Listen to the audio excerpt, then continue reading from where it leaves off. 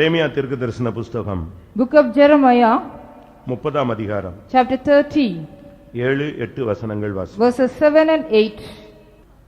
கர்த்தருடைய பரிசுத்த நாமத்துக்கு மகிமை உண்டாவதாக. Glory be to the holy name of the Lord. யாக்கோபுக்கு அது இக்கட்டு காலம். It's a time of trouble for Jacob, ஆனாலும் அவன் அதற்கு நீங்களாகி ரட்சிக்கப்படுவான். but he shall be saved out of it. அந்நாளில் நான் அவன் நுகத்தை கழுத்தில் இராதபடி உடைத்து போடுவேன். On the day I will break his yoke from off thy neck. உன் கட்டுகளை அறுப்பேன் என்று கர்த்தர் The சொல்லுகிறார். Lord says, I will burst thy bond. ஒவ்வொரு மனிதனுக்கும் பலவிதமான காலங்கள் வாழ்க்கையில வந்து கொண்டே இருக்கிறது. In the time of each and everybody's life, there are various seasons occur. நீங்கள் எந்த காலத்திலே இந்த நாட்களிலே இருக்கிறீர்கள்? In which time are you in these days? உங்களுடைய வாழ்க்கையில என்ன காலங்கள் இப்பொழுது கடந்து போய் கொண்டிருக்கிறது? What kind of times or days or seasons are passing through in your days now? பிரசங்கி 3ஆம் அதிகாரத்தை நாம் பார்க்கும் பொழுது When we read Ecclesiastes chapter 3, 28 காலங்கள் அங்கே சொல்லப்பட்டிருக்கு. 28 periods of seasons are set here. அதுல இந்த இக்கட்டு காலம் இல்லை. In that the period of distress is not given. அப்படி பார்த்தா 29வது காலம் இக்கட்டு காலம். So the 29th season or the period is the distress இப்படி period. பலவிதமான காலங்கள் இருக்கும் பொழுது யாக்கோபுக்கு இது இக்கட்டு காலம் என்று Like சொல்லப்பட்டிருக்கு. his various seasons are allowed, it is a time for Jacob, it is a distress time. உங்களுடைய வாழ்க்கையில இது என்ன காலம் என்பதை சிந்தித்து பாருங்க. Just you meditate yourself, what is the time for you in this life? வசந்த காலமா, Whether it is a spring time இல்ல நிம்மதியற்ற காலமா, or the time without any rest, இல்லாவிட்டால் புறக்கணிக்கப்படுகிற ஒரு காலமா, or is this the time you be rejected, எல்லாரும் உங்களை விட்டு விலகி போகிற ஒரு காலமா, or is this the time all go astray from you, எல்லாரும் உங்களை துக்கப்படுத்துகிற ஒரு காலமா, or is this the time all are making you sorrow or worry? எந்த காலம் இப்பொழுது உங்கள் மேல் புரண்டு போய் கொண்டிருக்கிறது என்பதை நீங்கள் சிந்தித்து பாருங்க. Just you think it over, what kind of time is just going on overflowing upon you. யாக்கோபுக்கு அது ஒரு இக்கட்டு காலம். For Jacob it was a time of distress. பல காலங்களை கடந்து வந்த யாக்கோபு இப்பொழுது இக்கட்டு காலத்தின் வழியாக கடந்து போனார். Jacob, who he was also passed through various times, now he was passing through the period of distress. இந்த வசனத்தை ஒரு வாக்குத்தத்தமாய் நீங்கள் பிடித்துக் கொள்ளுங்கள். Yes, you have to catch hold this word of God as a promise. ஆனாலும் அதிலிருந்து அவன் நீங்களாகி ரட்சிக்கப்படுவான். But even though he shall be saved out of it. தேவன் எந்த ஒரு சூழ்நிலையிலும் அவனை விட்டு விலகுகிறவர் அல்ல. The Lord God is, whatever may be the occasion, he will not go away from him. ஒருவனை அவர் சோதனைக்கு உட்படுத்துகிறவரும் அல்ல. He will not put any man into a temptation. அவனை அவர் சோதிக்கும்படியாக அவர் வாஞ்சிக்கிறவரும் அல்ல. He never desired to tempt a man. பிரியமானவர்களே, இந்த காலம் உங்களுக்கு எப்படிப்பட்டதா இருக்கிறது? Believer, what kind of time is for you this time? இதை போலத்த ஒரு நாள் இல்லை என்று It சொல்லப்பட்டிருக்கிறது. has been said about there is none other day like this. அது கொடிய நாள். It is a very cruel day. அது ஒரு மப்பும் மந்தாரவுமான நாள். It's a darkness and the gloominess of the day. எந்த ஒரு தனி மனிதனும் சரி, சபையாரும் சரி, ஆவிக்குரியவர்களும் சரி, இக்கட்டு காலங்களை வாஞ்சிக்க மாட்டார்கள். If whatever may be an individual man or the congregation, they never desire a time of distress. அப்படியானால் இக்கட்டு என்பது அது நம்மை தேடி வரக்கூடிய ஒரு வல்லமையாய் காணப்படுகிறது. If so mean the distress is a power come seeking us. எனக்கு மட்டும்தான் இப்படிப்பட்ட ஒரு பாதை என்கிற ஒரு துக்கம் உங்களுக்குள்ள இருக்கலாம். You may be having a sorrow, only for me such kind of path is allowed. அப்படியானால் நீ என்ன சொல்ல வருகிறாய்? தேவன் பட்சபாதம் உள்ளவர் என்று சொல்ல வருகிறாயா? If so means what are you going to say, what are you ready to say? Is the Lord is partial? தேவன் பட்சபாதம் உள்ளவர் அல்லவே. The Lord God is not partial at all. தேவன் உன்னை நடத்துகிற பாதையில நீ சோர்ந்து போக கூடாது. In the path which the Lord leads you, you should not be slacked away. நான் இல்லாமல் போன பின்பு என்ன சம்பவிக்கும் என்று நீ என்ன வேண்டாம். You don't need to just think it over, if I don't have, what shall be happen? உன்னுடைய இக்கட்டு காலத்துக்கு முடிவு வரும்படியாகத்தான் கர்த்தர் இந்த கால வேளையில உன்னை இங்கு கொண்டு வந்து இந்த வசனத்தை உனக்காக அனுப்புகிறார். The Lord God is also want to bring a conclusion for your the distress. He has brought you here and speak unto you. இக்கட்டு காலம் என்று சொன்ன தேவன் அதிலிருந்து அவனை நீங்களாக்குவேன் என்றும் அவர் வாக்கு பண்ணுகிறார். The Lord said about the period of distress, even though he wanted to just deliver from him that. நமக்கு மாத்திரம் தான் இப்படி வந்தது என்று நாம் எண்ணக்கூடாது. We shouldn't just think it over that only for us it has come. யாக்கோபு அப்படி சிந்திக்கவில்லை. Jacob did not think so.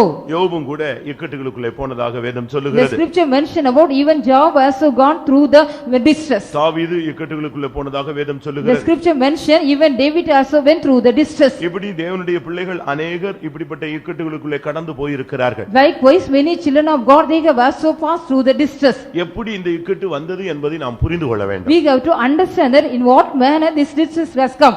ஏன் இப்படிப்பட்ட பாதைகளுக்குள்ளாக நம்மை தேவன் கொண்டு போகிறார் என்பதை நாம் புரிந்து கொள்ள We வேண்டும். have to understand that why the Lord God is taking us such kind of path. இவைகள் எல்லாம் விளங்கி கொண்டால் இந்த இக்கட்டிலிருந்து இந்த கூட்டத்திலே நீங்கள் வெளியே வர வாய்ப்பு If இருக்கிறது. you understand that, you can also just get a chance to come out of the distress even this meeting. தேவனுடைய தூதினுடைய நோக்கம் ஒரு மனிதனை வெளியே கொண்டு The வருவது. intention of the message of the man is to bring out a man. பாருங்க, யாக்கோபுக்கு அது இக்கட்டு காலம், ஆனாலும் அவன் அதிலிருந்து நீங்களாகி ரட்சிக்கப்படுவான். It was a time for trouble for Jacob, even though he shall be saved out of it. இக்கட்டு என்று சொன்னா எல்லாருமே விலகிடுவாங்க.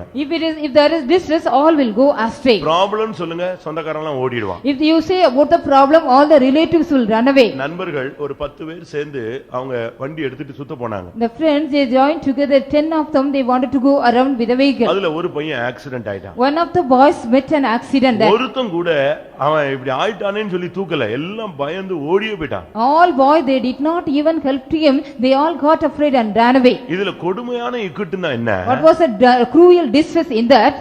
உன் கூட இருக்கிறவங்களே உன்னை விட்டு போயிடுவாங்க. Even the people, those who with you, they will leave you and go. உங்க அம்மா அப்பா கூட விலகிடுவாங்க. Even your own father and mother may leave you. உங்களுடைய கற்ப பிறப்புகள் கூட உங்களை விட்டு விலகும். Even the birth of your womb, they will also just go out. இதெல்லாம் நீங்க ஒரு பாடமாக நீங்க படிக்கணும். You have to learn all this as a lesson. இக்கட்டுங்களுடைய ஒரு அர்த்தம் என்ன? What is the meaning of a distress? உன்னுடைய வருமானத்தை இன்னொருத்தன் சாப்பிடுவான். Your yearning shall be eaten by another one. உன்னைய மற்றவன் கண்ட்ரோல் பண்ணுவான். The another one will control you. இதுக்கு அர்த்தம் இக்கட்டுன்னு சொல்லி இருக்கு. This is that's the meaning, distress. யாரும் தூங்காதீங்க.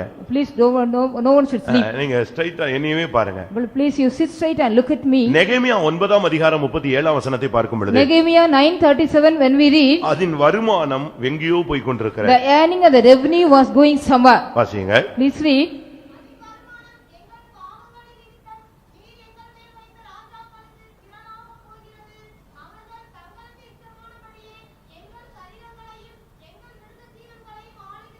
அவர்கள் தங்கள் இஷ்டப்படி எங்களுடைய சரீரங்களை ஆளுகை செய்கிறார்கள். இது மகா இக்கட்டு என்று அந்த வார்த்தை It சொல்லப்பட்டிருக்கு. has been said about the great distress. வருமானம் வேற எங்கேயோ போகுது. Your income is going somewhere. எப்படி இருக்கும்? How it shall be? 128ஆம் சங்கீதம் சொல்லுகிறது, The Psalms 128 says, உன் கைகளின் பிரயாசத்தை நீ சாப்பிடுவாய். you shall eat the labor of thine hand. அப்போ புறத்தியாருடைய வீட்டுக்கு அது போக கூடாது. It should not go to the stranger's house. நீதிமொழிகள் 5ஆம் அதிகாரம் 10ஆம் வசனத்தை பார்க்கும் When பொழுது, we read Proverbs 5:10, அங்கே வேதம் என்ன சொல்லுகிறது? what does the scripture say here? நீ சரியில்லாவிட்டாலும் உன்னுடைய கையின் பிரயாசம் புறத்தியாருடைய வீட்டுல போய் சேரும். If you are not a good man, all your earnings shall be go under the house of foreigners. நெகேமியா ஒரு தேவனுடைய மனிதன் சொல்லுகிறான், Nehemiah, the man of God, says, எங்களுடைய வருமானங்கள் எல்லாம் ராஜாக்களுக்கு திரளாய் போகிறது, எங்கள்ட்ட ஒண்ணு வந்து சேர்றது இல்ல. all our incomes are going unto the kings much, but not for us. எங்களுடைய சரீரங்களை கூட அவங்க தான் கண்ட்ரோல் பண்றாங்க. Only they are controlling all our physical body. He இதுதான் says. மகா இக்கட்டில் நாங்கள் அகப்பட்டிருக்கிறோம் சொன்னார். So he said, so that we are ensnared in a great distress. இப்ப நீங்க உங்களை எத்தனை பேர் இந்த இக்கட்டுகள்ல சிக்கி இருக்கிறீங்க? How many of you are ensnared in the distress? உங்க மனதில ஒரு விடுதலை இல்ல. You don't have any deliverance in your mind. சரீரத்தில பாடுகள், வேதனைகள், பலவிதமான வியாதிகள், பலவிதமான நெருக்கங்கள். You are having the agony as well as you are having the various kinds of pains and diseases in your body. உங்க வருமானம் எங்க போகுது? Where is your income is going? வட்டிக்கு கொடுத்துட்டு இருக்கீங்க, வட்டிக்காரனுக்கு கொடுத்துட்டு இருக்கீங்களா? Are you giving to the interest? யோசிச்சு பாருங்க. Just you think it over. உங்களுடைய வருமானம் யாருக்கு போகுது? To whom your income is going? உங்களுடைய வருமானம் மருத்துவத்துக்கு போகிறதா? Whether your income is going to the medicine? யோசிச்சு பாருங்க. Just you think it over. வேத வசனத்தின்படி ஆசீர்வதிக்கப்படுற மனுஷனுடைய கைகளின் பிரயாசத்தை அவன்தான் சாப்பிடணும். According to the scripture, a man who is blessed by the law, he has to eat the labor of his hand. அநியாயமா நம்முடைய காசு வீணாகவே கூடாது. Unrighteously our wages or our income should not be wasted. 10 காசு கூட வீணாக கூடாது. Even 10 paise should not be wasted away. தாவீதுனுடைய மனைவி, பிள்ளைகள், ஆஸ்தி எல்லாம் கொள்ளையிடப்பட்டது. All the wives and the David and the David of wives and children, everybody was spoiled. அவன் அழுதான். He cried. பலன் இல்லாமல் போக மட்டும் அழுதான். He cried. He did not have even no more to cry. கர்த்தர் அவனுக்கு எல்லாவற்றையும் திரும்ப கொடுத்தார். The Lord God just restored everything unto him. ஒன்றும் குறைவுமில்லாமல் எல்லாவற்றையும் அவன் திருப்பிக் கொண்டான் என்று வேதம் சொல்லுது. The scripture mention about without any lacking he restored everything. உங்களுடைய வாழ்க்கையில நீங்க யோசிச்சு பாருங்க. Just you think it over in your life. நீங்க வேலை செய்வீங்க, கூலி கூட கிடைக்காது. அதுதான் பெரிய இக்கட்டு. You are just working, even you don't get the wages, that is a great distress. யாத்திராகமம் 5ஆம் அதிகாரத்துல பார்க்கும் பொழுது When we read in Exodus chapter 5, இஸ்ரவேல் ஜனங்கள் செங்கல் அறுத்தார்கள். the people of Israel, they did the work of brick. அதுக்கு பதிலாக அவர்களுக்கு தாளடிகள் கிடைத்தது. Instead of that, they got the straw. அவர்கள் அதை கொண்டு போய் விற்று அவர்கள் ஆகாரத்துக்கு பொருட்களை பெற்றுக்கொள்ள வேண்டும். They got to take the straw and sold it and they get the money for the year food. ஆனால் அவர்கள் தேவனுக்கு பலியிட வேண்டும் என்று சொன்ன பொழுது When they were asked to just worship the Lord God, என்ன நடந்தது? what happened here? பார்வோன் சொன்னா உங்களுக்கு நீங்க வேலை செய்யலாம், ஆனா உங்களுக்கு தாளடிகள் கிடையாதுன்னு சொல்லிட்டான். Pharaoh said you can work but you will not get any straw at all. எப்படி இருக்கும்? How it shall be? அப்ப நாங்க எப்படி போய் நாங்க ஆகாரம் எடுக்க முடியும்? And how can we go and get our food? எங்கயாவது போய் வயல்வெளியில போய் பொறுக்கிக் கொள்ளுங்க. Just go to some field and gather the straw. வேலை செய்வானா? They will go to work. ஆனா அவனுக்கு என்ன கிடையாதா? But what they did not have? கூலி கிடையாது. They did not have any wages. யாத்திராகமம் 5ஆம் அதிகாரம் 19ஆம் வசனத்துல பார்க்கும் பொழுது Exodus 5:19 when we read, அங்க அவங்க சொல்றாங்க எங்களுக்கு நாங்க எங்க மேல் இக்கட்டு வந்து விட்டது. they say distress has come upon us. ஒருத்தன் பிரயாசப்பட்டு அவனுக்கு அது கிடைக்கலன்னா என்ன பிரயோஜனம்? After a man has underwent the labor, if he does not get paid, what is the use of that? அதனால தான் இந்த விஷயத்துல நம்ம இந்த இக்கட்டுல சிக்கி இருக்கிறோமான்னு பாருங்க. So that in this matter you have to just examine yourself, are we ensnared in the distress? எத்தனையோ பேர் தங்களுடைய இக்கட்டு தங்களுடைய வாழ்க்கையில இக்கட்டுல சிக்கி இருக்கிறார்கள். Many people they are ensnared in the distress of their life. எப்பொழுது ஒரு தேவனுடைய பிள்ளைக்கு இக்கட்டுகள் வருகிறது? At what time a child of God is getting distress? அதையும் நாம் புரிந்து கொள்ள வேண்டியது அவசியம். It is also necessary we have to understand that. உபாகமம் 31ஆம் அதிகாரம் Deuteronomy chapter 31 16 17 வசனங்களை verses பார்க்கும் பொழுது 16 and 17. அந்நிய தேவர்களை பின்பற்றினால் ஒரு மனிதனுக்கு இக்கட்டு வரும். If a man follow the strange god, he will be getting distress. அந்நிய தேவர்களை நம்ம போய் கையெடுக்குமா? Shall we go and lift up our hands for the under the strange god? நம்மள சுட்டு போட்டா கூட நம்ம இன்னொரு அந்நிய விக்கிரகத்தை வணங்கவே Even மாட்டோம். though if we are burnt away, we will not go and worship the strange idol. இன்னும் ஒரிஜினல் சிபிஎம் காரன் இன்னொரு சர்ச்சில் கால் கூட வைக்க மாட்டான். In the original CPM believer, he will not even put his steps in the other sect of churches. அந்த உபதேசத்தை கூட ஏத்துக்க மாட்டான். He will not accept the doctrine of them. அவங்க அந்த உபதேசத்துக்கு ஒப்பு கொடுக்கிறதே இல்ல. They never commit themselves for the doctrine of other sects. அப்ப அந்நிய தேவர்கள்னா என்ன? What is the strange gods here? அந்நிய உபதேசங்கள் அந்நிய மார்க்கத்தினுடைய பழக்கவழக்கங்கள் உலக பழக்கவழக்கங்களுக்கு நீ இடம் கொடுக்கும் பொழுது தானாகவே உனக்கு இக்கட்டுகள்ல நீ சிக்கிக் கொள்கிறாய். The strange doctrine, when you also give room for the strange rudiments of the world, you automatically go and snare in the worship of the strange god. உலகத்துல தான் நம்ம இருக்கிறோம். We are in the world. அப்ப உலக மனுஷர்கிட்ட நம்ம பேசாம பழகாம அவங்கள்ட்ட deal பண்ணாம இருக்க முடியாது. So we cannot just go as without dealing with the valley people. ஆனா அதுக்காக அவங்களுடைய பழக்கவழக்கங்களை நம்ம சிக்க கூடாது. Others say we should not go and ensnare in the formalities of them. அவங்களுக்காக அவங்கள போல நீங்க வேஷம் போட கூடாது. You should not just pretend yourself as the fashion you take. வேறுபாட்டின் ஜீவியம் தான் தேவனுடைய ஜனங்களுடைய மேன்மை. Only the excellency of the children of God is a life of separation. ஒரு மனிதன் சபிக்க முடியாக தேவனுடைய ஜனங்களுக்கு விரோதமாய் எழும்பி வந்தான். One man came and rose to just curse the people of God. அவன் அந்த பிள்ளைகளை தேவனுடைய ஜனங்களை சபிக்க வந்து விட்டான். He came ready to curse the people of God. ஆனால் அவனால் சபிக்க But முடியவில்லை. he couldn't curse the people of God. அதுக்கு காரணம் என்ன What சொன்னான்? was the reason he said so? இந்த ஜனங்கள் ஜாதிகளோடு கலவாமல் தனித்து வாசம் These பண்ணுவார்கள். people will dwell alone, they will not mingle with a nation. எப்பொழுது நாம் மற்ற ஜனங்களோடு நாம் கலக்கிறோமோ அன்றைக்கு தோல்வி. On the day when we go and mingle with the other people, we will meet that defeat. கொரிந்தியர்ல சொல்லி இருக்கிறது, In Corinthian it has been said about, நீங்க உலகத்துல இருக்கிறதுனால உலகத்துல உள்ள எல்லாத்தையும் நீங்க பழக வேண்டியது இருக்கலாம். because you are in the world, you may get a chance to go and have the fellowship with all. ஆனா அவங்க பழக்கவழக்கங்கள் உங்களுக்கு வந்துடக்கூடாது. But you should not get the practice or the rudiments of them. அதே போல Likewise, சபையில கூட ஒரு விசுவாசிக்கு வேறுபாட்டின் ஜீவியம் இருக்கணும். even in the congregation also a believer needs a life of separation. அதத்தான் கொரிந்தியர் 5ஆம் அதிகாரத்துல So சொல்லப்பட்டிருக்கிறது. that it has been said in Corinthians chapter 5. நீ வெளிய மாத்திர வேறுபாட்டின் ஜீவியம் அல்ல, இங்கேயும் வேறுபாட்டின் ஜீவியம் Not இருக்கு. only the life of separation outside, you have to just keep the life of separation even in the congregation. அங்க இருக்கிறவன் அவிசுவாசி, இங்க இருக்கிறவன் பின்மாற்றக்காரன். Those who are outside, they are the unbelievers. Those who are here, they are the backsliders. இங்க இருக்கிற பேக்ஸ்லைடர்ஸ்ல சேர்ந்துட்டீங்கன்னா உங்களை கொண்டு போய் பாதாளத்தின் ஆழத்துல கொண்டு போயிடுறோம். If you go and mingle with the backsliders in the congregation, they will take you to the depth. Solomon எப்படி விழுந்து போனான்? How Solomon has fallen out. பெரிய ஞானி. He was a very great wise man. அவனுக்கு எந்த பாஸ்டரும் பிரசங்கம் பண்ண முடியாது. No pastor can preach unto him. அவனே பேசுவான், பிரசங்கம் பண்ணுவான். He himself used to give the message. அவன் பாருங்க பிரசங்கின்னு பேரே வச்சுக்கிட்டான் பாத்தீங்களா? He himself has kept the name preacher. அப்படிதானே? Isn't it so? பிரசங்கினே வச்சுக்கிட்டான். He kept his name as preacher. பிரசங்கி இவைகளிலிருந்து தப்பிக்கொள்ள வகை தேடி பார்த்தான் அப்படின்லாம் சொல்றான். It has been said about he himself says the preacher also wanted to escape from this. ஆனா என்ன நடந்தது? But what happened here? எகிப்தை விட்டு வெளியே வந்த ஜனங்களை இவன் எகிப்திலேயே பெண் எடுத்துக்கொண்டான்.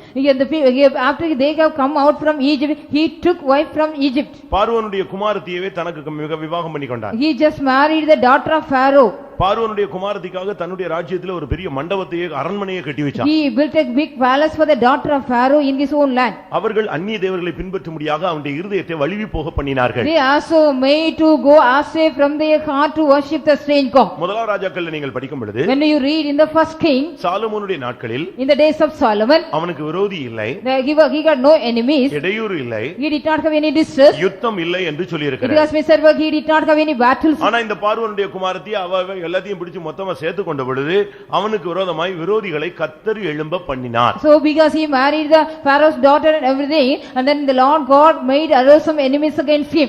அவன் நல்லாக இருக்கும்போது அவனுக்கு எந்த பிரச்சனையும் கிடையாது. when he was a good, he did not have any problem. ஒன்னு ராஜாக்கள்ல நான் பார்க்கும் பொழுது, when we read in the first kings, 5ஆம் அதிகாரம் 4ஆம் வசனத்திலே, chapter 5 verse 4, அவன் என்ன சொல்லுகிறான்? what he says, so கர்த்தர் எனக்கு எங்கும் இளைப்பாறுதலை the தந்தார். Lord has given me rest forever. விரோதி இல்லை, I have no enemy, இடையூறும் இல்லை, I have no distress too. ஆனா என்ன நடந்தது? but what happened here? 11ஆம் அதிகாரம் வரும் பொழுது, when we comes to the 11th chapter, அந்நிய தேவர்களை அவன் பின்பற்ற ஆரம்பித்தான். he followed the strange god. கர்த்தர் இரண்டு விஷயம் அவனோடு பேசினார். the Lord God talked to him twice. 1 ராஜாக்கள் 11ஆம் அதிகாரம் 9ஆம் வசனத்தில் இரண்டு விசை கர்த்தர் அவனோடு பேசினார். the first king chapter 11, the Lord God talked to him twice. அந்த இரண்டு விசை பேசினும் அவன் கீழ்ப்படியவில்லை. he did not even obey, even the Lord God talked to him twice. அப்ப என்ன நடந்தது? what happened now? கர்த்தர் அவனுக்கு விரோதமாக ஜனங்களை இல்லாவிட்டால் சத்துருக்களை எழுப்பினார். the Lord God made arise the enemies against him. இதுதான் அவனுடைய வாழ்வினுடைய தோல்வியாக மாறினது. this was the defeat of his life. இன்றைக்கு உங்களுடைய ஜீவியத்திலே அந்நிய தேவர்களை பின்பற்றினால் இக்கட்டுகள் பெருகும். in your life, if you also follow the strange god, the distress will be more. 1 ராஜாக்கள் 12ஆம் அதிகாரத்திலே சத்துருக்கள் எழும்பினதை நாம் பார்க்கலாம். we can read in first king 12th chapter, the enemies arose against him.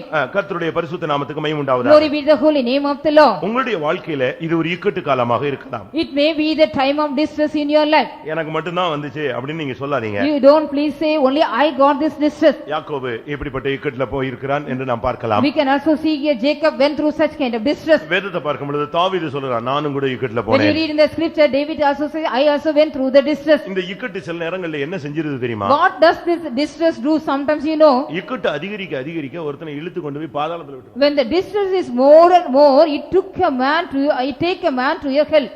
எப்படி இருக்கும்னு பாருங்க. how it shall be, you think? ஒரு நல்ல மனுஷனை இந்த இக்கட்டுக்குள்ள சிக்கிட்டானா அவனை கொண்டு போய் கடைசில கீழே இறக்கிடும். if a good man got just ensnared in the distress, means slowly the distress takes him to the hell. 71ஆம் சங்கீதம் Psalm 71 20ஆம் வசனத்துல பார்க்கும் பொழுது, verse 20, when we read, அநேக இக்கட்டுகளை கண்ட என்னை நீர் உயிர்ப்பித்து, I have seen so much of distress, you have quickened me. பாதாளத்திலிருந்து ஏறி வர பண்ணுவீர். you will make me to rise from the hell. அப்ப இவனை எங்க கொண்டு போய் விட்டுடுச்சு? அது where the distress has taken him, இந்த இக்கட்டு அவனை பாதாளத்து வரைக்கும் இழுத்துட்டு போயிடுச்சு. this distress has taken him to the hell even. இப்போ இவன் சொல்றான், என்னை எப்படியாவது உயிர்ப்பித்து அங்கிருந்து ஏறி வர பண்ணிரும். Lord, now just quicken me and revive me, make me to come up. இந்த இக்கட்டு இந்த பாதையில போனவங்களுக்கு தான் தெரியும். only the people, those who went through the path, they knew about that. இந்த இக்கட்டுனா என்ன, அதுல விளக்கம் என்ன?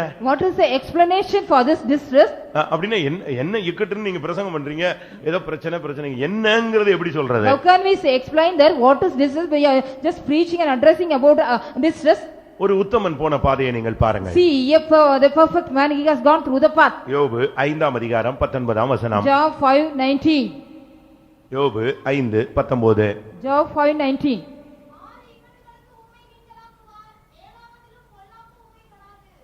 6 இக்கட்டுகளுக்கு தேவன் உங்களை நீங்களாக்குவார். the Lord God shall deliver thee from out of 6 distress. 7ஆவதிலும் உம்மை பொல்லாப்பு உம்மை தொடாது. even in the 7th also the evil will not touch thee. அப்ப என்ன அர்த்தம் சொல்லுங்க? what is the meaning here? ஒரு இக்கட்டு இல்ல, ரெண்டு இல்ல, எத்தனை வருது? not only 1 or 2, 6 7 அப்படியே கவுண்டிங் போயிட்டே இருக்கு. the counting is going on increasing here. அப்படினா யோபு இந்த பாதையில போனான். like if so mean Job has gone through this path. அவன் சொல்லுகிறான், அவனுடைய நண்பன் வந்து சொல்றான், 6 இக்கட்டுகளுக்கு நீர் 6 இக்கட்டுகளும் உனக்கு ஒண்ணும் செய்யாது, ஏழாவது ஒண்ணும் பண்ண முடியாது. His friend says 6 distresses shall not do anything, even the 7th one shall not do anything. அவன் போன இக்கட்டு என்ன? What kind of distress he went through? 20 வசனத்தை 21 22 இந்த 23 வசனங்களை நான் When பார்க்கும்போது we read in the verses 20, 21 and 22, இந்த 7 இக்கட்டுகளும் சொல்லி இருக்கு. it has been said about the 7 kinds of distress. ஒன்று பஞ்சம், First one is a famine, மற்றொன்று மரணம், second one the death, அடுத்தது யுத்தம், third one the battle, அடுத்தது பட்டயம், the sword, அடுத்து நாவின் சவுக்கு, the scourge of the tongue, அடுத்து பாழாக்குகிற வல்லமை, is the power of destruction, அடுத்து காட்டு மிருகங்கள். the wild beasts of the earth. இந்த 7 தான் இக்கட்டு, 7 காரியங்கள் இக்கட்டுகள் சொல்லி These இருக்கு. 7 things have been said about the distress. நீங்க யோசிச்சு பாருங்க, உங்களுடைய வாழ்க்கையில இந்த தாக்குதல் இருக்கா? Just you think it over, do you have the attack in your life? பஞ்சம் சொன்னா 2 பஞ்சம் இருக்கு. If you say about the famine, there are 2 types of famine. ஒன்று எழுத்தின் பிரகாரமானது, மற்றொன்று ஆவியின் One பிரகாரமானது. is a literal one, another one is a spiritual one. பஞ்சத்தினுடைய ஒரு அர்த்தம் என்னன்னா, எது செஞ்சாலும் வாய்க்காது, அப்படியே ஒண்ணுமில்லாம போறது. What is the meaning of the famine? Whatever you do, it shall not be prosper. இல்லாவிட்டா வறுமை, Or it's the poverty, இல்லாவிட்டா தரித்திரம். or it's a destitute. வறுமை ஆயுதம் அணிந்தவனை போல உன்மேல் வரும். The poverty shall come like an armed man. பாருங்க எவ்வளவு கோடீஸ்வரனா இருந்த ஒரு ஆள். See what kind of very man of very rich man. ஆனா இப்போ அவனுக்கு 6 7 இக்கட்டு வந்துருச்சு. Now he got 7 types of distress for him. அதுல ஒரு இக்கட்டு வந்து பஞ்சம். Among that, one of that was famine. வசனம் கேட்க கூடாத ஒரு பஞ்சகாலம் வருகிறது. There is also a period is going to come, you cannot even hear the word of God. நான் உங்களுக்கு சொல்றேன், பைபிள் ஸ்டடியை ஒரு விசுவாசி விடவே சான்ஸ் விடவே I கூடாது. want to tell you, a believer should not leave the Bible study. சின்ன brother பிரசங்கம் பண்ணாலும் சரி, சிஸ்டர் பிரசங்கம் பண்ணாலும் சரி, Even the small brother address you, or even a sister address you, யாரு பிரசங்கம் பண்ணாலும் நீங்க பைபிள் ஸ்டடியை விடவே you கூடாது. should not leave the Bible study, whomever it preach. நீங்க வந்து ஆள் பார்த்துல நீங்க தேவசமூகத்துக்கு வர்ற அந்த கேரக்டர் சிவகாசியில வைக்கவே You கூடாது. should not have the character in Sivakasi by seeing the person and come and attend the meeting. Bible ஸ்டடியில உள்ள பெரிய விசேஷம் என்ன தெரியுமா? What is the great speciality which found in the Bible study? மெசேஜுக்கு ஒரு வித்தியாசம் இருக்கு, காத்திருப்பு கூட்டத்துக்கு ஒரு வித்தியாசம் இருக்கு, பைபிள் ஸ்டடிக்கு ஒரு differentiate. There is a difference between the messages and tarrying meeting and the Bible study. Bible ஸ்டடியில சத்தியம் அறிவிக்கப்படுகிறது. In the Bible study, the truth have been delivered. சத்தியத்தை அறிவீர்கள், சத்தியம் உங்களை விடுதலை. You shall know the truth shall deliver you. Character changing அப்படிங்கிறது சுபாவ மாறுதல் தான் பரலோகம். Only the change of character is heaven. திவ்ய சுபாவங்களுக்கு பங்குள்ளவர்கள் ஆகிறது தான் மெசேஜினுடைய thought. Only the thought of the message, you have to take part of the partaker of the divine nature. சத்தியத்தை நீங்க அறியும் பொழுது உங்களுக்குள்ள ஒரு விடுதலையின் ஜீவியம் வரும். When you know the truth, you shall get the life of deliverance in இப்பொழுது you. நீங்கள் கேட்ட இந்த உபதேசத்தினாலே நீங்கள் இப்பொழுதே சுத்தமாகிறீர்கள். By the word of God you hear, now you are being cleaned. அடுத்து அதே போல காத்திருப்பு கூட்டத்தை நீங்க விடவே கூடாது. Likewise, you shouldn't omit the tarrying meeting. அந்த காத்திருப்பு கூட்டத்தில் நீங்க 2 மணி நேரம் உட்கார்ந்து பாருங்க.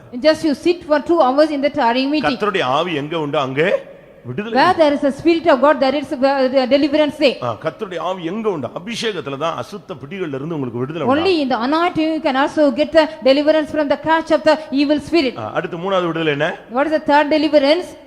குமாரன் விடுதலையாக்கினால் மெய்யான விடுதலை. The son of God deliver you, you shall be delivered freely. Sunday சர்வீஸ்ல நீ 9 மணிக்கு இங்க உட்கார்ந்து இருக்கணும். On Sunday service at 9 o'clock you have to sit here. 3 hours தேவ சமூகத்துல ஸ்பெண்ட் பண்றதுல ஒண்ணும் தப்பே It கிடையாது. is nothing wrong if you also spend 3 hours in the presence of God. பாட்டு உனக்கு புரிஞ்சாலும் சரி புரியாட்டாலும் சரி, Whether you understand the song or not, ஆவியில் நிறைவேறது உனக்கு ஏற்றுக்கொள்ள முடிஞ்சாலும் சரி ஏற்றுக்கொள்ள whether முடியாது, you agree to accept the fulfilling in the spirit or not, கர்த்தர் உன்னை விடுதலையாக்கணும். the Lord has to deliver you. சாபத்துல இருந்து நீ வெளியே வரணும்னா நீங்க உள்ள வந்துடணும். If you want to come out of the curse, you have to come here. சபை கூடுதலை விட்டு விடுகிறவன் சபிக்கப்பட்டவன். நீ சும்மாவே நீ கர்ஸ வாங்கிட்டு போற. You are receiving the curse and go.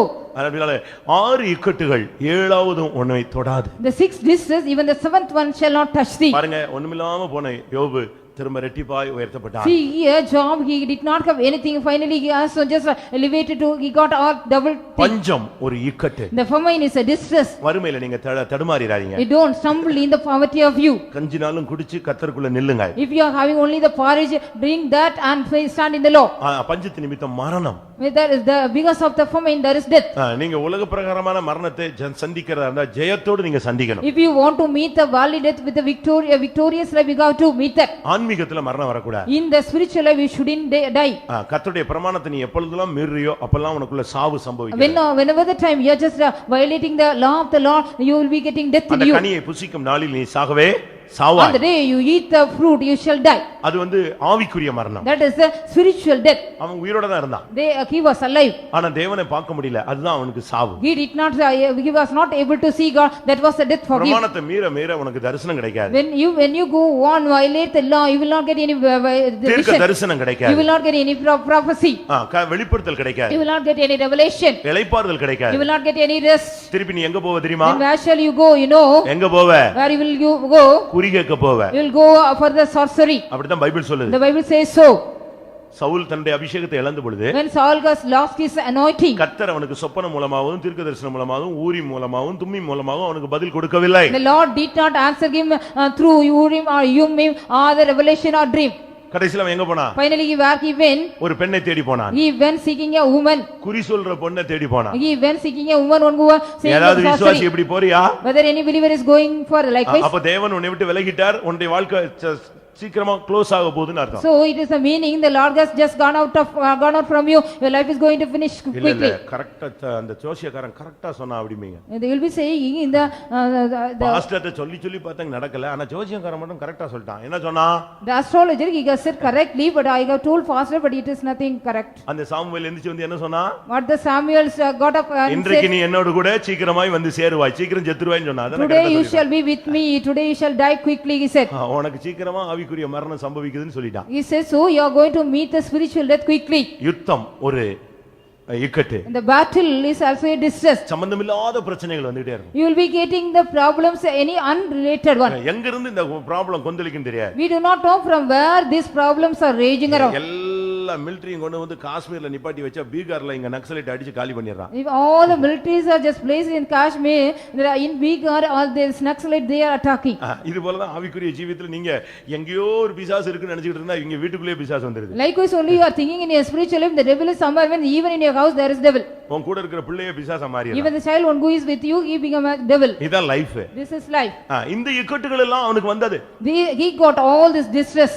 அவனுக்கு யுத்தம் எங்க இருந்து வந்துச்சு? From where did he got the அவன் மனைவி சொன்னா நீ எல்லாம் ஏன் உயிரோடு இருக்கிற அப்படினு சொன்னா. His wife said why do you live? அது ஒரு இக்கட்டு. It was a distress.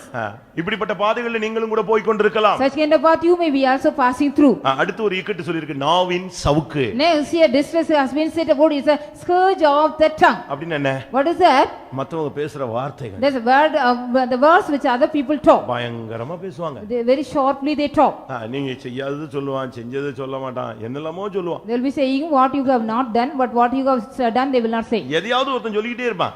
Something they will be going on saying. உங்களை பத்தி என்னெல்லாம் சொல்லி இருப்பாங்கன்னு யோசிச்சு பாருங்க. Just think it over, what are the things they might have told about you. நாவின் சவுக்கு ஒரு இக்கட்டு. The scourge of the tongue is a distress. உன்னை பத்தி தாறுமாறா சொல்லி விடுவாங்க. The perversely they may be going on talking against you. உனக்கே ஆச்சரியமா இருக்கும். You may be just wondering and shocking. நீ செய்யாதத சொல்லுவான். What you have not done they will say that you have done. நீ பேசாதத சொல்லுவான். What you have not spoken they will say you have spoken. நீ போகாத இடத்தை பத்தி சொல்லுவான். What are the place you have not gone they will say you have gone. எப்படி இருக்கும்? How it shall be for you?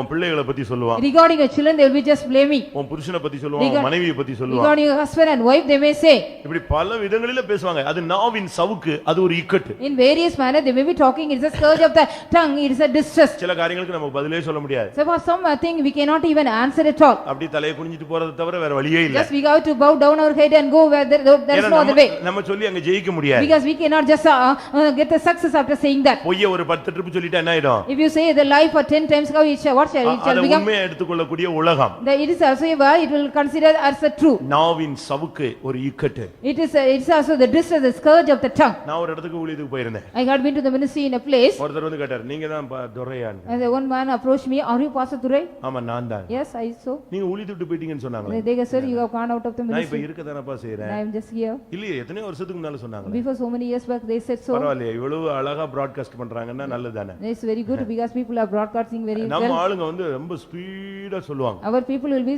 telling something very speedily. நம்ம ஆளுங்கள மாதிரி ஒலிபரப்பவே முடியாது. Nobody can broadcast like our people. நான் சொல்லிருப்பேன்னு நினைக்கிறேன். I hope I have told you. இலங்கையில ஒரு அம்மா இறந்து போயிட்டாங்க. In Sri Lanka one mother had died. எப்படி காலையில போனா அதுக்குள்ள எல்லாரும் வேலைக்கு போயிடுவாங்க, எப்படி சொல்றது? How can we inform to other people before the morning they all will go to job? ஒரு பாஸ்டர் சொன்னாரு, அந்த பக்கத்து வீட்ல இந்த அம்மாட்ட சொல்லிருங்க நைட்டுக்குள்ள எல்லாத்தையும் சொல்லிடுவாங்க. So one pastor said you go and tell to the mother, so within the night she will tell to everybody. அவங்க அது ஒரு அவங்களுக்கு அது பிறகு தூங்கவே வராது அவங்க. So after that she cannot even sleep at all. நம்ம ஆளுங்களும் பாருங்களேன். See, our people, கூட்டம் முடிஞ்ச உடனே எப்படி இருந்துச்சு பிரசங்கம்னா கேக்குறான், இல்ல விட்ட எப்படி நல்ல ஜெபம் பண்றீங்களான்னு யாராவது ஒருத்தன் கேக்குறானான்னு கேளுங்களேன். see, yeah, after the meeting, a message and whether anybody is praying or anything. இங்க வந்தவன நான் பூஸ்ட் பண்ணி விடுவேன். இவன் அந்த பலூனை பின் வச்சு குத்தி விட்டு போயிடுவான். So I will be boosting the people, those who are coming here, he will be just pricking the balloon with a pin. அப்படிதான் இப்ப இன்னைக்கு நடக்குது. Likewise only today it's everything happened. நாவின் சவுக்கு. It's a scourge of the tongue. யோசிச்சு பாருங்க. Just you think it இன்னைக்கு over. உலகத்துல வந்து தாறுமாறா பேசுறான். அது ஒரு கலை. They are having this are in the people, the worldly people, they are talking perversely. உங்களை பத்தி என்னெல்லாம் பேசிருப்பாங்கன்னு பாருங்க. What are the things they might have talked against you? அது கேட்ட உடனே உங்களுக்கு நான் சப்போர்ட் பண்ற மாதிரி இருக்கும். ஐயோ நம்மளை பத்தி பேசுனதுக்காக கருத்து பாஸ்டர் வருத்தப்படுறார். நீ யாரெல்லாம் பத்தி பேசியிருக்கேன்னு சொல்லுனா அப்படியே மூஞ்சில ஸ்டக்னு அப்படியே சர்ன்னு. You'll be also happy and that because pastor is also just having and then supporting me because somebody has talked about me. But about how many of you have talked? பேசுறோம். நம்ம எவ்வளவு வேற இக்கட்டுல கொண்டு போய் விட்டுருக்கோம். How much people we have also just taken to them to the distress. பாழாக்குகிற வல்லமைகள். The power of destruction. காட்டு மிருகங்கள் கூட ஒரு இக்கட்டுன்னு சொல்லிருக்கு. Even the wild beasts are have been set as a distress. இதுக்கு பவுல் என்ன சொல்றார்? What does Paul speaks here? துஷ்ட மிருகங்களோடு எபேசுவிலே நான் போராடினேன். In Ephesus I strive with the wild beasts. அப்ப சர்ச்சில தான் எபேசு சபையில இருக்கிற விசுவாசிகள் தான் துஷ்ட மிருகங்களா இருந்தாங்க. In the congregation, the church of Ephesus, the people were like a wild beast. யாக்கோபுக்கு 12 பிள்ளைகள். Jacob got 12 children. 13 பிள்ளைகள். 13 children. எப்படி இருந்துச்சு ஒண்ணு? Each and everybody how they were. எப்படி இருந்துச்சுன்னு சொல்லுங்க. அவனே சொல்றான். He himself says. தகப்பனே சொல்றான் லாஸ்ட் டைம்ல. The father gave the last time of him. அந்த பிள்ளைகளுடைய லைஃப் அப்படியே படிச்சிட்டு. After reading all the lifestyle of the children. ரொம்ப நேசிச்ச ரொம்ப அதிகமாக நேசிச்ச பெஞ்சமினை பத்தி சொல்றான். என்னது? ஓனாயின்னு சொல்லிட்டான். What he loved most the Benjamin regarding he says he is a ravenous wolf. ஒருத்தனை பாம்புன்னு சொல்லிட்டான். He says about another man a snake. ஒருத்தனை கழுதன்ட்டான். Another man he was called as donkey. அடுத்து இன்னொருத்தனை? Next one? சர்ப்பம் பாம்புங்கறான். குதிரை மேல இருக்கிறவன தலைகீழ தள்ளி விட்டுருவாங்க. They will be just pushing then on the rider upside down. எப்படி இருக்கு இந்த இப்படி ஒரு வீட்ல இப்படி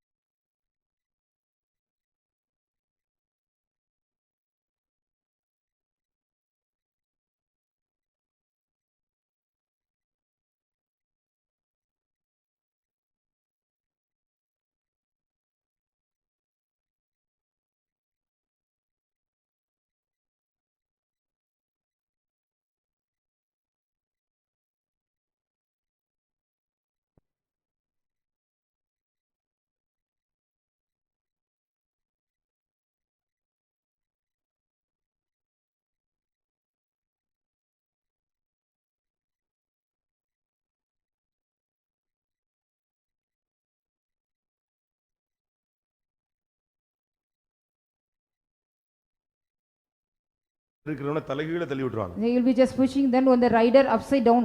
எப்படி இருக்கு இந்த இப்படி ஒரு வீட்ல இப்படிப்பட்ட 12 பிள்ளைங்க இருந்தா அந்த வீடு அந்த தகப்பன் என்ன ஆயிட்டு இருப்பான்? What kind of the father shall be? The 12 kinds of children are like இப்படிப்பட்ட ஆளுங்க எல்லாம் எபேசுல இருந்தாங்க. Such kind of people were found in the church of Ephesus. இவர்கள் கையில நீங்க சிக்கிக் கொள்றதா இக்கட்டுகள். It is ensnaring in the hands of them is a distress. ஆனால் 6 இக்கட்டோ 7 இக்கட்டோ 70 இக்கட்டோ வேதம் சொல்லுகிறது தேவன் அவைகளிலிருந்து உன்னை இன்றைக்கு விடுவிக்க போகிறார். So the scriptures mention about that the Lord God is going to just deliver you even though it may be the 6 or 7 or 70 distress.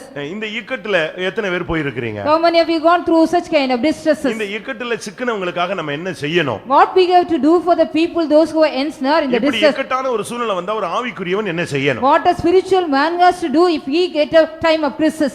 66ஆம் சங்கீதம் 14ஆம் வசனத்துல பார்க்கும் பொழுது Psalm 66 verse 16. 14 அங்க என்ன சொல்லி இருக்கிறது? What it has said here?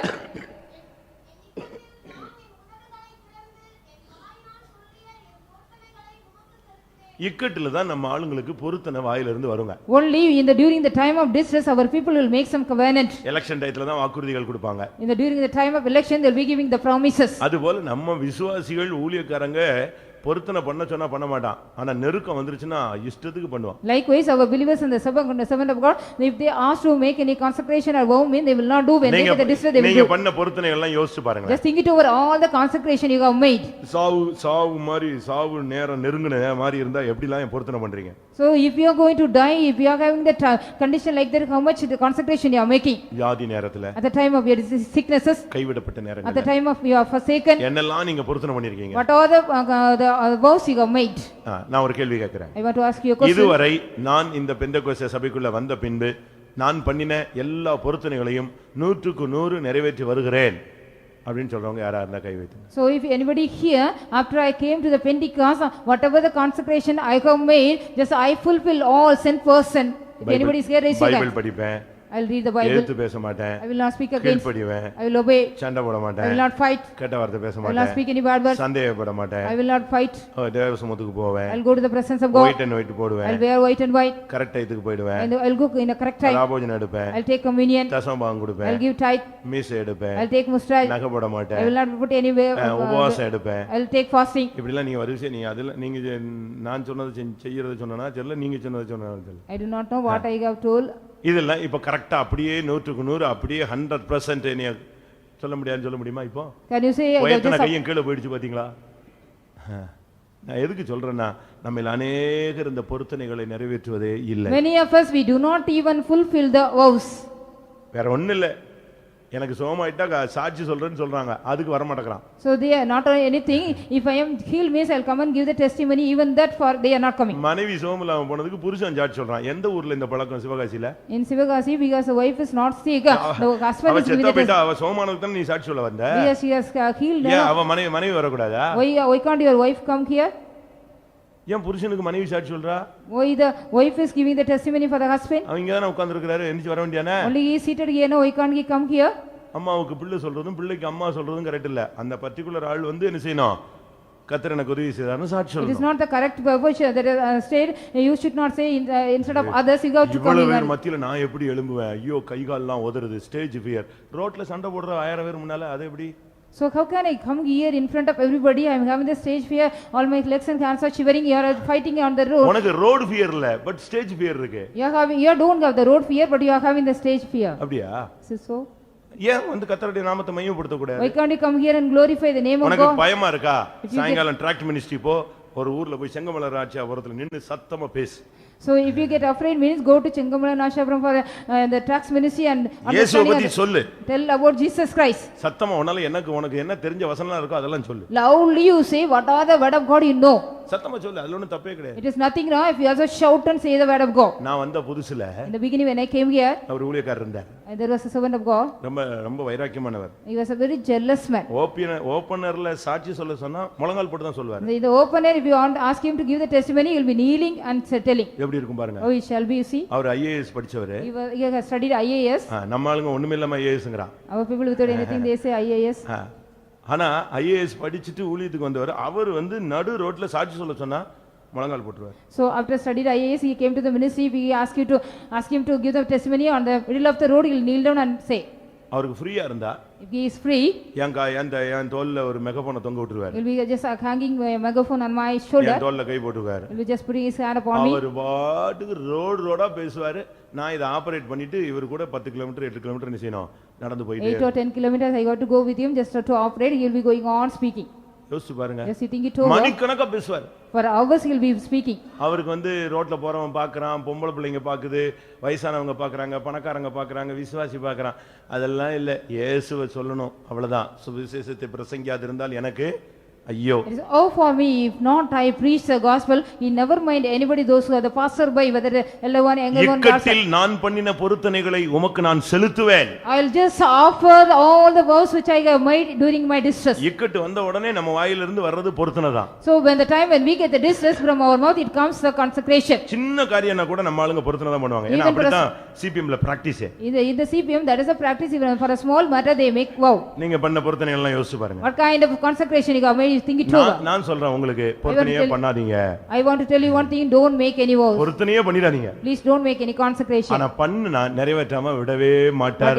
Question பண்ணிட்டே இருப்பார். But if you make consecration, you have to fulfill it unless the Lord will be பொருத்தனை questioning. பண்ணாதிருந்தால் பாவம் இல்லை. It is nothing wrong if you don't make any vows. பொருத்தனை பண்ணி அதை நிறைவேற்றாதிருந்தால் அது உனக்கு பாவம் After ஆகும். making consecration, if you don't fulfill, உன் தேவனாகிய கர்த்தர் அதை உன்மேல் உன் கரத்தில் கேட்பார். so the Lord God will question you one day. நீ பண்ணின பொருத்தனை உன் தலை மேல் இருக்கிறது. Whatever the consecration you made, it is upon your head. அதனால பொருத்தனை பண்ணீங்கன்னா இக்கட்டுல நீ பொருத்தனை பண்ணா அதை செய்யணும். So if you make any distress in the period of distress, you have to do that. நீங்க எத்தனை பேர் உங்களுடைய பொருத்தனை பண்றீங்க? How many of you are making consecration? நான் சொன்னேன்ல கோவில்பட்டியில ஒரு பொருத்தனை பண்ணான்னு ஒருத்தன்.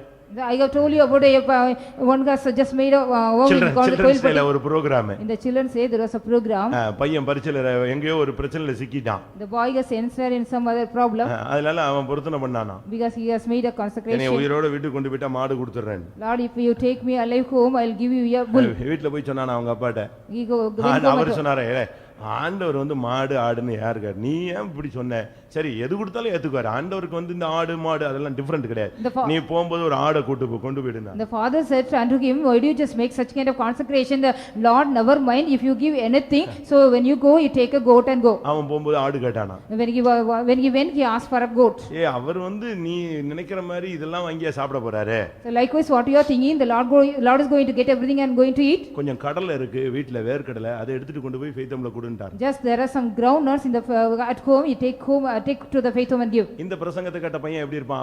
அப்பாவுக்கு பிள்ளை தப்பாம தானே இருப்பான். So after அப்பா hearing வந்து this, 4 அடி பாஞ்சிருக்காரு, இவன் 16 அடி இப்ப பாயணும். now the father has just jumped 4 feet, he has to jump for 16 feet. இவன் என்ன பண்ணா? What he did, so போற வழியில கடலையே சாப்பிட்டான். on the way he ate all the groundnuts. ஆண்டவர் வந்து கடலையா கேக்குறாரு. Why the Lord is asking the groundnuts? ஆனா மனசாட்சியை சுத்தப்படுத்துறதுக்காக, திருப்திப்படுத்துறதுக்காக வேர்க்கடலை தோல் எல்லாம் கொண்டு போய் ஃபெய்த்தம்ல கொடுத்துட்டு So போயிட்டான். in order to clear the conscience, he has given all the shells of the groundnut. எப்படிப்பட்ட விசுவாசிகளை வச்சிருந்தா, சிவகாசியில எப்படி 10 பேர் இருந்தானா நான் ஓடியே போயிடுவேன். If there are 10 people in Sivagasi, I have to run away. மாடு கொடுக்குறேன்னு சொல்லிட்டு ஆடு கொடுக்குறேன்னு சொல்லி வேர்க்கடலை கொடுத்து வேர்க்கடலையை சாப்பிட்டுட்டு தோலை வந்து கொடுத்தா இந்த சிஸ்டர்ஸ் அதை தூக்கி குப்பையில போட்டாங்க. The sisters, they have thrown out after saying that I want to give the bull instead of the bull goat, instead of the goat the groundnut, instead of the groundnut the shells. என்னப்பா செஞ்சேன்னா சுடுதண்ணி வைக்கிறதுக்காக நான் தோலை கொடுத்தேன். அவன் So for to make hot water, I have given that shell. எப்படி இருக்கும் ஊழியம்? How it shall be the ministry. இக்கட்டில், ஆனா சங்கீதம் 66:14 சொல்லி இருக்கு, இக்கட்டுகளில் நான் பண்ணின பொருத்தனையை உமக்கு வந்து என்ன செய்வேன்? செலுத்துவேன். In Psalms 66:14 it has been said about whatever the offering I made, whatever the consecration I made in during the time of distress. மகிழ்ச்சியா இருக்கிற மனுஷன் இக்கட்டுல இளைப்பாறுதலா இருப்பான். The man who is happy and rejoice, he shall be rest in the time of distress. எப்படிப்பா இப்படி இருக்க முடியும்னா கர்த்தர் எனக்கு செய்வார்னு ஒரு திட்ட நம்பிக்கை அவனுக்கு He இருக்கு. is having a strong hope, the Lord will do to me. Habakkuk 3ஆம் அதிகாரம் 16ஆம் வசனத்தை பார்க்கும் பொழுது, Habakkuk 3:16 when we read, ஜனங்கள் என்னை எதிர்த்து வந்து எனக்கு இக்கட்டுகளை ஏற்படுத்தினாலும் நான் கர்த்தருக்குள் இளைப்பாறுதல் அடைவேன். even though the people come against me and they give me the distress, I shall have rest in the Lord.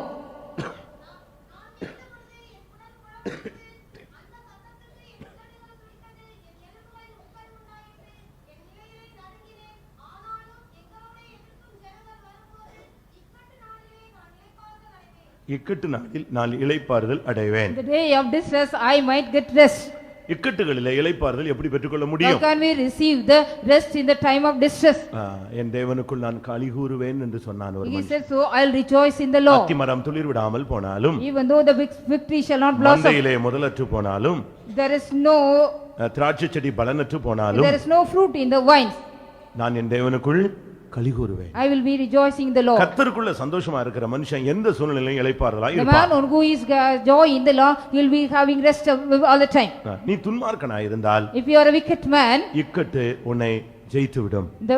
the distress will overtake you. யோபு 15:24 படி, According to Job 15:25, துன்மார்க்கனை இக்கட்டு மேற்கொள்ளும் என்று it சொல்லியிருக்கு. has been said about the distress will prevail of wicked நீ man. யாக்கோபா இருந்தால் கர்த்தர் அதிலிருந்து உன்னை விடுவிப்பார். If you are Jacob, the Lord shall deliver thee out of that. நீ இஸ்ரவேலா இருந்தால் கர்த்தர் உன்னை மீட்டு விடுவார். If you are Israel, the Lord shall redeem thee out of நீ that. நீதிமானா இருந்தால் கர்த்தர் உன்னை விடுவிப்பார். If you are a righteous man, the Lord shall deliver thee. நான் திரும்பவும் சொல்றேன், I want to repeat நீ again. துன்மார்க்கனா இருந்தால் If you are a wicked man, யோபு 15:24 படி இக்கட்டு உன்னை மேற்கொள்ளும். according to Job 15:24, the distress shall overtake you. நீ யாக்கோபா இருந்தால், If you are a Jacob, எரேமியா 30:7 படி கர்த்தர் உன்னை இக்கட்டுகளுக்கு நீங்களாக்கி உன்னை ரட்சிப்பார். Jeremiah 37, the Lord shall deliver thee out of distress. நீ இஸ்ரவேலாய் ஜெபிக்கக்கூடியவனாய் இருந்தால் சங்கீதம் 25:22 படி உன்னை மீட்டு விடுவார். Psalms 25:22, if you are Israel, you are a man of prayer, the Lord shall redeem thee out of that. நீ நீதிமானாய் இருந்தால், If you are a righteous man, நீதிமொழிகள் 11:8 படி கர்த்தர் உன்னை விடுவிப்பார். according to Proverbs 11:8, the Lord shall deliver thee. எத்தனை இக்கட்டு வரட்டும், Let as many as we get distress come. ஒன்றல்ல, ரெண்டல்ல, 6 அல்ல, 7 அல்ல, 70 அல்ல, எத்தனை இக்கட்டு வந்தாலும் யாக்கோபுக்கு அது இக்கட்டு காலம், ஆனாலும் தேவன் அதிலிருந்து அவனை விடுதலையாக்கி Not ரட்சிப்பார். only 1 or 2 or 6 or any 70 or anything, the Lord shall deliver him out of that. என்னை இக்கட்டிலிருந்து விடுவிக்க வேண்டும் என்று வாஞ்சிக்கிறவர்கள் கண்களை மூடுங்கள். Those who are having the decision, the Lord has to deliver me from the distress, close your eyes. உன்னுடைய வாழ்வின் இது ஒரு இக்கட்டு காலமா இருக்கட்டும், கவலைப்படாதே. Let it be a distress time in your life, don't be worried. தேவன் அறியாமல் உனக்கு ஒன்றும் சம்பவியாது. Nothing will happen and you without the knowledge உன் of God. தலையில் உள்ள மயிரெல்லாம் எண்ணப்பட்டிருக்கிறது. All the very hairs of your head are being numbered. நீ ஒரு விசேஷித்தவன். You are a special one. உன்னை அழைத்தது கர்த்தர் ஒரு மேன்மையான அனுபவத்திற்காக. The Lord has called you for a special purpose. ஆனால் இப்பொழுது நீ இக்கட்டில் இருக்கிறது தேவனுக்கு தெரியும். But the Lord knows about your being in the distress now. ஆனாலும் தேவன் உன்னை இந்த இக்கட்டிலிருந்து விடுதலையாக்கி உன்னை ரட்சிப்பார். Even though the Lord God shall deliver thee out of the distress and save thee. அப்படி விசுவாசிக்கிற எல்லாரும் கண்களை மூடி முழங்கால் Those who படிடுவோம். believe like that, you all close your eyes and kneel down. யாக்கோபுக்கு இது இக்கட்டு காலம். This is a time of trouble for Jacob. ஆனாலும் தேவன் அவனை ரட்சிப்பார். Even though the Lord shall save him out of that. எத்தனை பேர் அப்படி How விசுவாசிக்கிறீர்கள்? many are believing likewise? என் தேவன் என்னை ரட்சிப்பார். My Lord shall save me. இக்கட்டை கண்டு துக்கப்பட வேண்டாம். No need to just fear about or worry about the இக்கட்டு distress. காலத்தை கண்டு நீங்கள் கவலைப்பட்டு கலங்கி கொண்டிருக்க You no வேண்டாம். need to trouble and worry about the time of distress. கடல் கொந்தளித்தது. The sea was raging. சீஷர்கள் பதறினார்கள். The disciples were stumbled. இயேசுவோ இளைப்பாறிக் கொண்டிருந்தார். Jesus was taking rest. தேவன் அவரோடு கூட இருந்தார். God was with him. இன்றைக்கு உனக்கு ஒரு Come, all the snares which is upon you will be broken out. நான் சொல்றேன் சாதாரண அபிஷேகம் வேண்டாம். I say so, no need any ordinary anointing. Normal anointing தேவையில்லை. The normal anointing is no need. ஒரு டபுள் போர்ஷன் இறங்கட்டும். Yeah, that a double portion of the anointing come நீங்க down. எதையும் மனசுல வச்சு குழப்ப வேண்டாம். You no need to keep anything in your mind and no need to just are confused. இந்த வசனங்கள்ல உள்ள ஒரு தாக்குதல் கூட உங்களுக்குள்ள இருக்க வேண்டாம். You should not have even the attack of the word of God in you. 6 இக்கட்டுகள் கர்த்தர் உன்னை விடுதலையாக்குவார். The Lord shall deliver thee from out of 6 distress. 7வது இக்கட்டிலும் உனக்கு பொல்லாப்பு நேரிடாது. You will not get any evil thing even in the 7th distress. இப்பொழுது உனக்கு இக்கட்டு காலமா இருந்தால் அடுத்து வசந்த காலமா இருக்கும். If there is a distress time for you, next will be a time of spring for you. யோபுக்கு ஒரு இழப்பின் காலம் உண்டு, அடுத்து ரெட்டிப்பாய் பெற்றுக்கொள்ளக்கூடிய ஒரு காலம் உண்டு. Job got a time of Hallelujah. as well as he got the time of getting double portion of everything. ஆமென். எல்லாரும் தேவனை நோக்கி பாருங்க. Let us all look unto God. ஆமென். தேவன் உன்னை இக்கட்டிலிருந்து விடுவிக்க முடியாக தம்முடைய வார்த்தையை வசனத்தை வல்லமையை அனுப்பி The கொண்டிருக்கிறார். Lord God is sending his word as well as his power to deliver you out of the distress. எனக்கு ஒரு வாஞ்சை, தேவனுடைய வல்லமைக்கு நாம் இடம் கொடுப்போம். I have a desire, let us all give room for the power of God. இந்த கூட்டத்துல யாரெல்லாம் இக்கட்ல இருக்கிறாங்களோ அவங்களுக்கு கர்த்தர் ஒரு விடுதலையை தர போகிறார். Those who are seated here with the distress in the meeting, the Lord is going to give a deliverance to them. வாஞ்சிக்கிற எல்லாரும் தேவனுடைய கரத்துல உங்களை சமர்ப்பியுங்க. Those who are willing, let us all commit yourselves in the hands of God.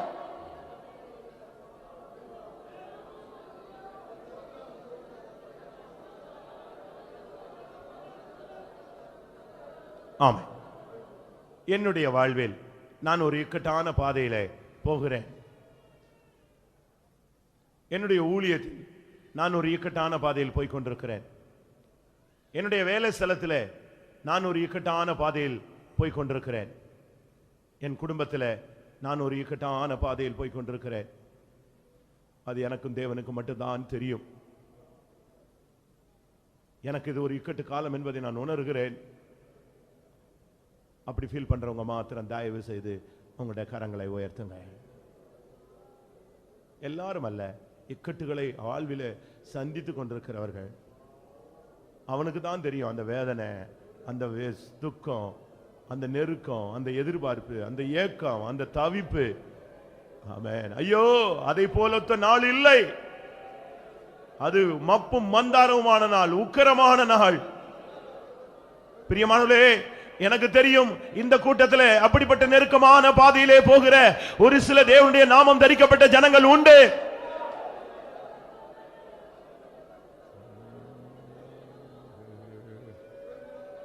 யாக்கோபே, உனக்கு இது இக்கட்டு காலம், ஆனாலும் நான் உன்னை விடுவிப்பேன். தேவனுடைய வார்த்தையை விசுவாசிக்கிறவர்கள் எத்தனை பேர்? தேவனுடைய வசனத்தை எத்தனை பேர் பிடித்துக் கொள்கிறீர்கள்? ஹல்லேலூயா, ஹல்லேலூயா, ஹல்லேலூயா, ஹல்லேலூயா.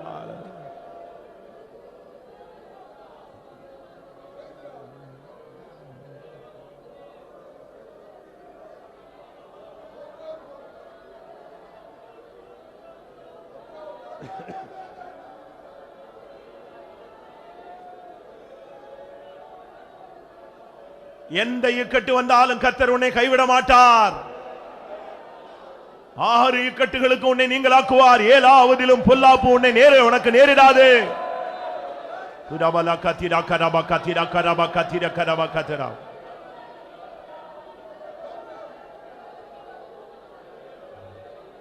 பஞ்சமதோ பட்டினியோ மிஞ்சியகோ தும்பிபதோ பஞ்சமதோ பட்டினியோ மிஞ்சியகோ தும்பிபதோ சஞ்சலமோ வந்திடேனோ சுவாமி என்னை கைவிடி சஞ்சலமோ வந்திடேனோ சுவாமி என்னை கைவிடி பஞ்சமதோ பட்டினியோ மிஞ்சியகோ தும்பிபதோ பஞ்சமதோ பட்டினியோ மிஞ்சியகோ தும்பிபதோ சஞ்சலமோ வந்திடேனோ சுவாமி என்னை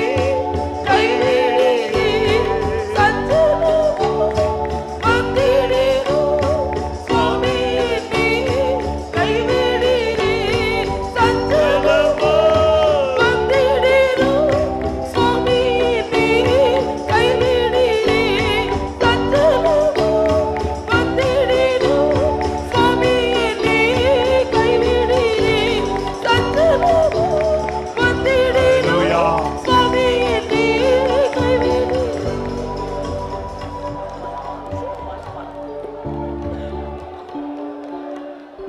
ஆமென்.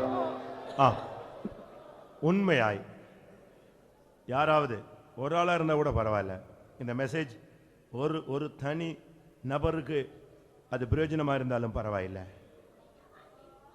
நான் ஒரு இக்கட்டு காலத்தில் இருக்கிறேன். எந்த விதத்தில் நான் இதிலிருந்து வெளியே வருவேன் எனக்கு தெரியாது. எனக்காய் சபையார் ஜெபிக்க வேண்டும் என்று சொல்லுகிறவர்கள் யாராவது இருந்தால் எழும்பி நில்லுங்க. நீங்க வெட்கப்படாதீங்க. உங்க லைஃப் உங்களுக்கு தானே தெரியும். அந்தரங்க வாழ்க்கை, போராட்டங்கள், சுற்றுப்புற பிரச்சனை, நெருக்கம், அது உங்களுக்கு தான் தெரியும். நான் இப்ப ஜெபிக்க போறேன். 2-3 நிமிஷம் எல்லாரும் அபிஷேகத்தில் நிறைஞ்சு ஜெபிக்கணும். நான் விசுவாசிக்கிற தேவன் இன்னார் என்று அறிவேன். இந்த கூட்டத்தில் 11:50க்கு கண்ணி தெரிக்கணும். அந்த இக்கட்டிலிருந்து அபிஷேகத்தினால கர்த்தருடைய ஆவி அவளை வெளியே கொண்டு வர முடியாது. எல்லாரும் போராடி ஜெபம் பண்ணுங்க. ஹல்லேலூயா, ஹல்லேலூயா. கர்த்தாவே, ஒவ்வொருவருடைய இக்கட்டை நீர் அறிவீர் கர்த்தாவே. இந்த நொடியில கர்த்தாவே, ஓ அந்த இக்கட்டு காலம் முடிவு அடையட்டும்.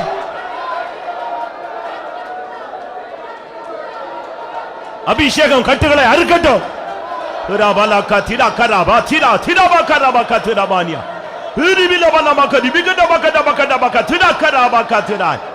ஓ யாக்கோபுக்கு இக்கட்டு காலம், ஆனாலும் நான் அவனை விடுவிப்பேன்.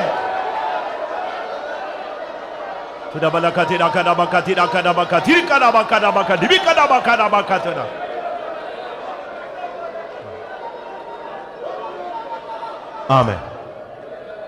ஆம், பஞ்சமதோ பட்டினியோ மிஞ்சிய கொடும் விபத்தோ சஞ்சலமோ வந்திடினும் சுவாமி நீர் என்னை கைவிடீரே. ஆமென். என்ன வந்தாலும் சரி, பஞ்சமோ பட்டினியோ மிஞ்சிய கொடும் விபத்தோ சஞ்சலமோ வந்தாலும் தேவன் உன்னை கைவிடவே மாட்டார்.